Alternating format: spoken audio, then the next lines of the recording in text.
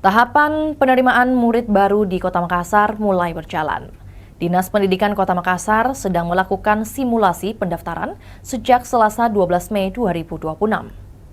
Tim ahli Pemkot Makassar bidang percepatan digitalisasi, Andi Gita Namira Patigana mengatakan, antusiasme masyarakat mencoba platform pendaftaran sangat tinggi. Karenanya, simulasi diperpanjang hingga 21 Mei 2026. Tahun ini, sistem penerimaan murid baru di Makassar terintegrasi dengan Lontara Plus, aplikasi aduan dan layanan publik milik pemerintah Kota Makassar.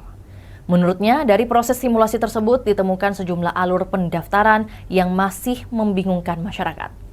Selama simulasi berlangsung, tim teknis melakukan evaluasi langsung terhadap alur pendaftaran yang dinilai masih membingungkan bagi sebagian pengguna. Sebagian masukan dari masyarakat menjadi bahan pembenahan agar sistem lebih mudah digunakan saat pendaftaran resmi dibuka. Baginya, langkah tersebut penting karena SPMB sistem baru yang masih membutuhkan penyesuaian di tingkat pengguna. Masyarakat juga diminta memanfaatkan masa simulasi hingga 21 Mei untuk mencoba sistem sekaligus memberikan saran dan kritik terhadap layanan yang tersedia.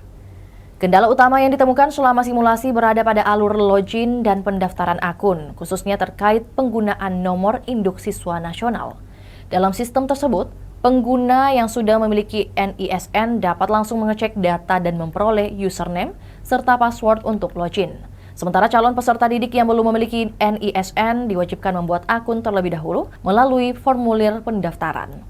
Untuk mempermudah masyarakat, tim mulai melakukan penyederhanaan alur sistem agar lebih ramah pengguna atau human-centric.